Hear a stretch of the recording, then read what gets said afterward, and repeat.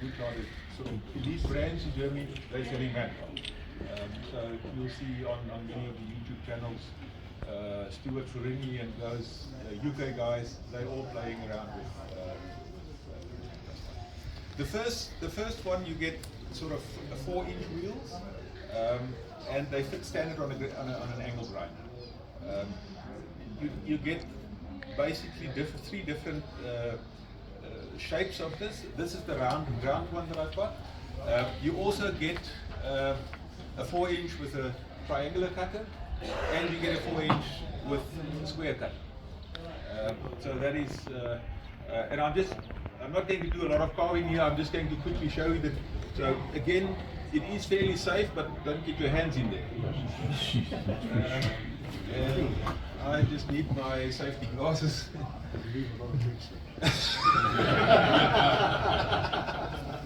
Okay, right. So, and you can control it. They cut very smooth, so you can control it quite nicely. So if you go like that.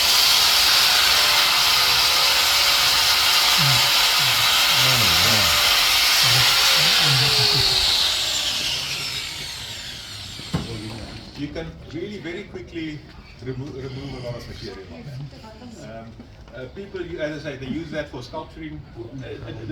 Puna, I see reg hier, maar jy het mos hier 30 rand. Dis reg. I see reg hier. Baie dankie. This is an old brittle piece of jacaranda, so it actually leaves quite a nice smooth finish on it. That's the 4-inch one. Then you get smaller cutters, which is something like this, which you fit this whole fitment on an angle grinder, and you get a 2-inch version and you get a 3-inch version. This is, for instance, this is the 3-inch cutter, and this is the 2-inch version. You also get, depending on whether you take the basic version or the faster. Thanks, John. You know the product, like, dankie Philip, jy ken die produkte beter as ek. It's much more YouTube videos than I have. And they actually, you can control it quite nicely because it's got this handle here. And with this you can do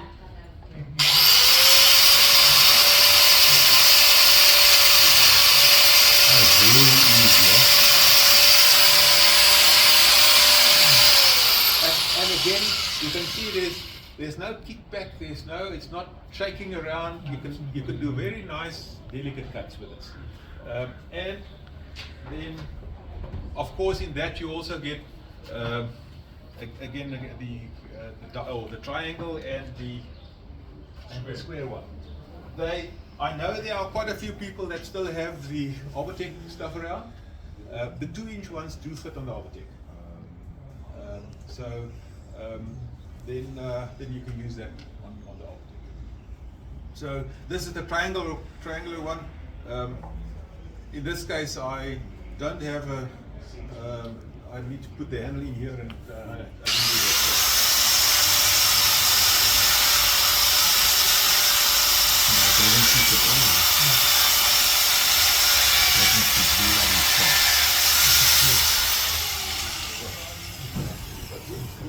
So that just shows you how quickly and efficient it works. So those are the sort of the bigger cutters.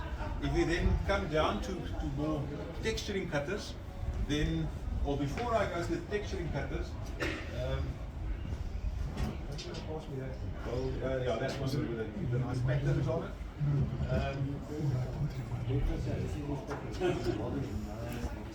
They have what they call eye cutters. They're 7 or 8 different sizes. The small ones fit in a Dremel, so they've got 1/8 inch shaft. The bigger ones, you need to have a big Dremel with a 1/4-inch handpiece, or you need to fit it in a die grinder. I've got it now here in a die grinder with a 1/4-inch collar. Just one word of advice: in South Africa, we unfortunately get a mixture of 1/4-inch and 6mm. and they're not muted. Don't try and force a quarter inch into a 6 mil, and the vice versa. If you put a 6 mil in a quarter inch, it's going to be loose and not safe. So these things work really quite nice.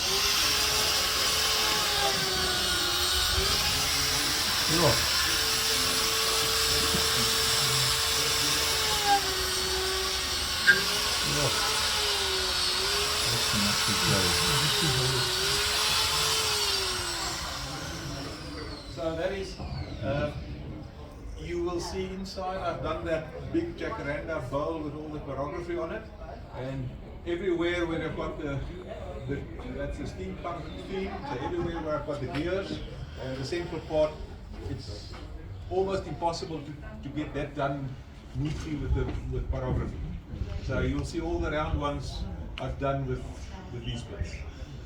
But I mean, there's endless possibilities. You can also, you don't have to do a full round, you can do something like this. That's really fun.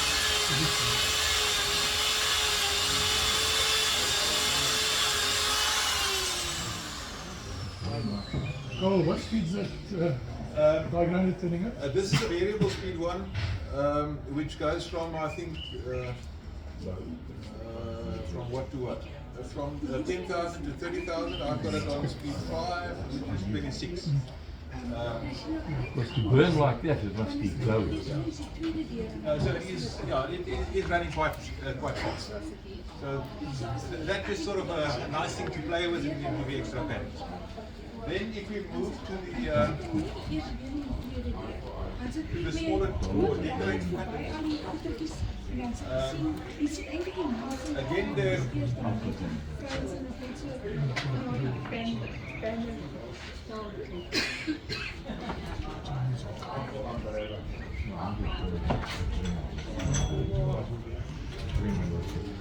different cutters. These small round ones, triangular and square. And you get them in an 8-inch, which you can use in the drill. You also get them in a 4-inch. The cutters are replaceable. So you come to carbide cutters, which are replaceable, and I think it.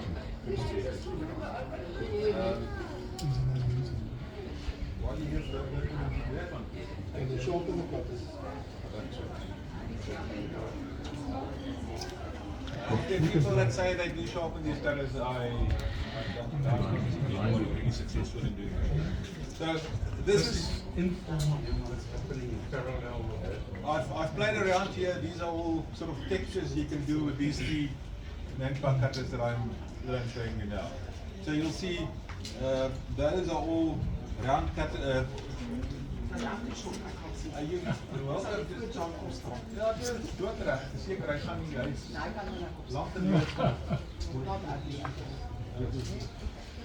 So these are all textures that I've done with just only with these 3 cutters.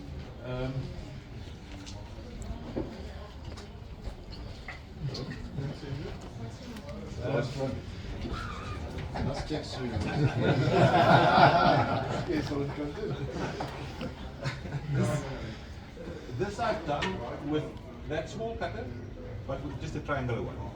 So this I've played around with that. You just sit there and try and be as random as possible. You'll see inside there, I've got a sort of an open bowl and the fixing on the side. I've done that with that small round cutter. So that's the texturing. Up to now I didn't have the square one, so I don't have an example of the square texturing on a finished piece. I only got the square ones in. Carel, how much do those bits cost? Roughly.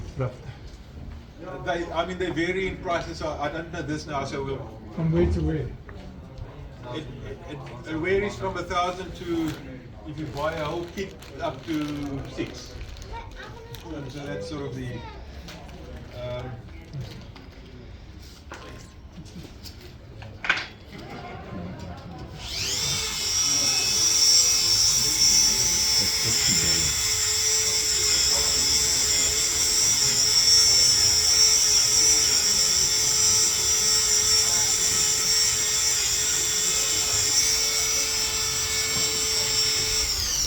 So, I mean, you can play around with, that's what I've done on that piece. You play around, you can draw it, you can make patterns.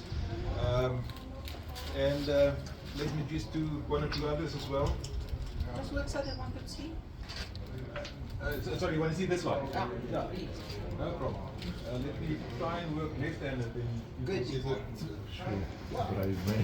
Is there much difference when you cross grain with the grain, that sort of thing, or does it just give you a smooth cut? It gives you normally a fairly smooth cut because it runs quite fast and it's got these sharp little cutters. So yeah. Sorry, Carel, you're running it at the full speed, right? This one I'm running at, I don't know. I'm running at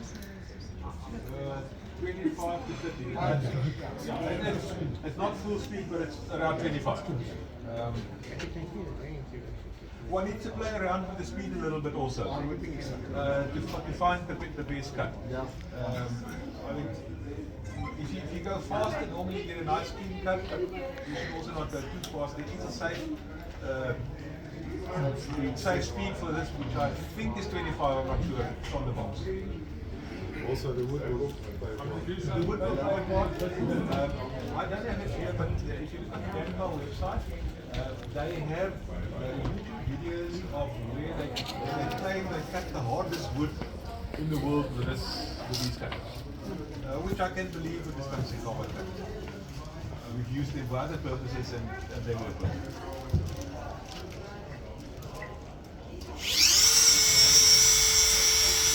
Right.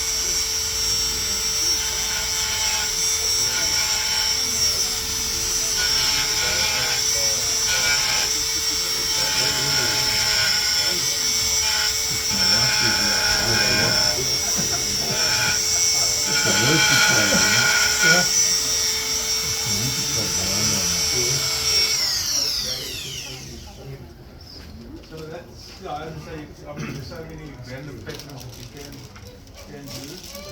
Then, And pushing and pulling it doesn't affect it at all. no, as long, I mean, you need to keep it a little bit like this. It can't cut on the. Oh, obviously, yeah. Yeah. But I mean, if you want to go backwards and forwards with it like that. Sometimes you do feel a little bit the effect of the grain. Okay. So you need to play around with that as well. I wasn't in part because I'm shaking so much. I always use two hands to work. and with that you can actually get quite nice control. So I put two hands on the wood. If I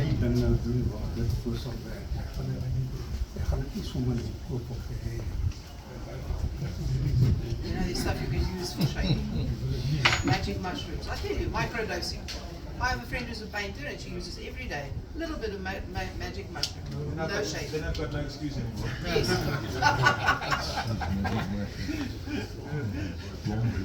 But thank you for your.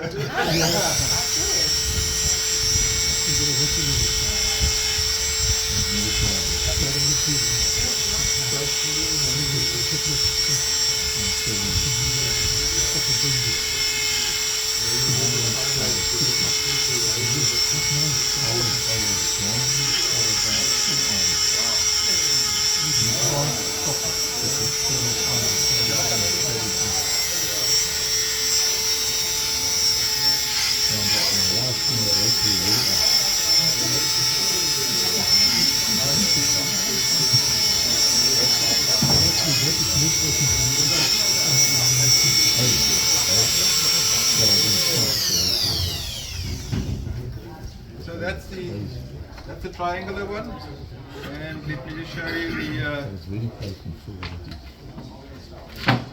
the square one as well. There's a guy on the internet called Benoit Avery. Yeah, That a French does sculpture. fantastic textures that he creates on panels, and they go in hotels and all sorts of things using this kind of thing. But he's an artist. Yeah. Yeah. I'm not an artist. No, but you don't think you are. You haven't think found Rick, the niche, you haven't With found stuff the like rhythm. this, you don't really need to be an artist. You can actually I mean, even I can do things. And I know that I was With just tested as playing a around, flip just and hammer. playing around randomly, Yes. Yeah, that I can. you create a pattern. Yeah. And I mean, what Andrew says is, go and have a look at his stuff. I mean, sometimes I think he does the same. He just plays around with it. But he uses a lot of Manpa tools for that. And he actually uses these small ones as well for some of the finer. Yes, definitely. I've seen some of He them. just and takes away the wood. It's not an elephant. they look very random because he mixes different textures. So it isn't just one texture. Yeah. He puts different layers of textures and he gets fantastic results. Really. Anyway. That's what I said about Michelangelo. He just corner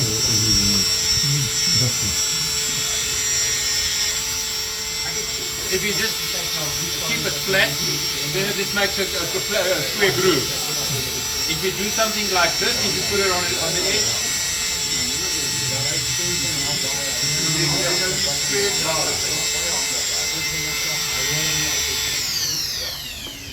hier is die square cutter.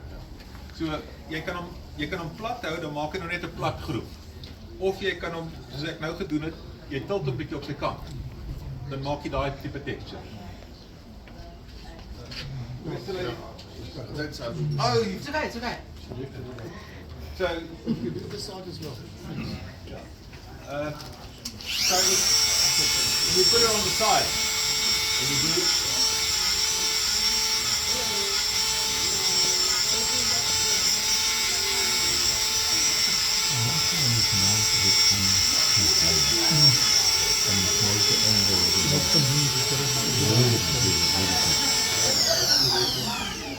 It's just endless the way you use it. there's so many possibilities. Absolutely. I mean, on that bowl, this one, I've just played around a little bit. But I mean, what one should do is, before I've done that, I take a piece of any wood, old wood, and you just play around till you like the pattern, and then you do it. And of course, the other thing that's not a topic for today, but quite a few of you have seen our friend Nick Agar here when he was here in 2019. The next step is now to use color on this. You know the story. The moment you start using color, one bowl, I'm not sure whether I did bring it, where I've done texturing with something like that, and there's a new technique, or not a new technique, artists have been using that for a long time, but the wood turners are starting to use that now as well. It's called dry brushing. You know that, John? So if you start doing dry brushing on this, you get unbelievable. Yeah. So just look on the internet the topic of dry brushing. Okay. What it basically looks what you do is you start off with, let's say, make it black. Yes. You put things in it. And then you start doing with it, but you build the colors slowly up to what you want. You don't take a black and then suddenly a yellow. So you start mixing black and make it a little bit lighter brown, and so you move on. And the way you do that, when you take your paintbrush, put it in the paint, and you almost clean it that there's almost nothing, and then you put it over. And you have to be a bit patient. You build up 10, 15, 20 layers of that, and you get beautiful dry brushing. Yeah, just look on the. There's another French guy. What the name now? I watched a video of him. He taught me to do the dry brushing. And what type of paint is it? It's a normal acrylic that you buy in Gymnets or wherever. It doesn't need to be, but it's an acrylic paint. Yeah. That you use. Gentlemen, that very quickly. I know that I think the next one is starting in 5 minutes, so that very quickly. Thanks for attending here as well. Thanks for attending the demo. And, Mr. John. Dis al 'n lekker standie. Môre kan. Môre kapie. Wat hier in die Bybel staan. Ja, ja. Jy is wat gaan doen broer, jy ken al die goed. Hey, wat? It's right. Hey. Thanks.